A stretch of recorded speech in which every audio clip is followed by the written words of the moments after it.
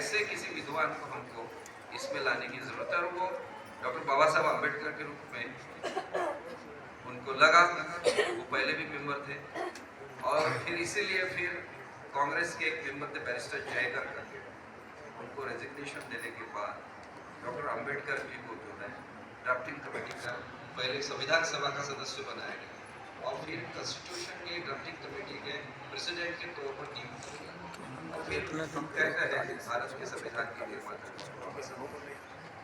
तो इस तरह से वो लिखा गया, उसकी चर्चा कल भी करने वाले हैं, इसलिए अब इतना मैं नहीं तो संविधान का पूरा सेशन हो जाएगा। मुझे लगता है इतना समझने के लिए काफ़ी है।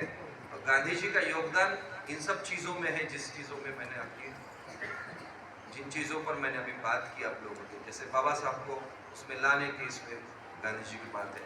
गांधी जी के सदस्य, गांधी जी के साथ जिन्होंने काम किया वो संविधान सभा के में सदस्य के रूप में थे।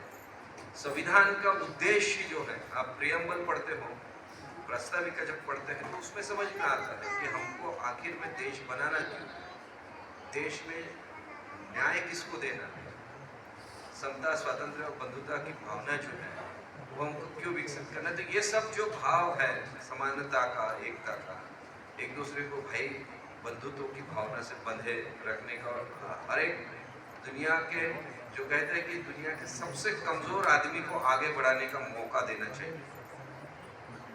वो जो रस्किन ने किताब लिखी ना, अंडू दिस लास्ट, उसका गांधी जी ने अनुवाद किया, उसको लिखा सर्वोदय के नाम से।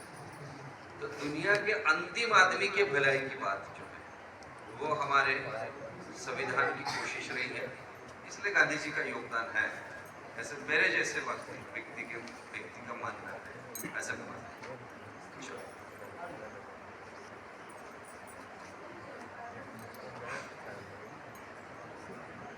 हाँ, चंपारण का सत्याग्रह नील का सत्याग्रह है वो, वहां पे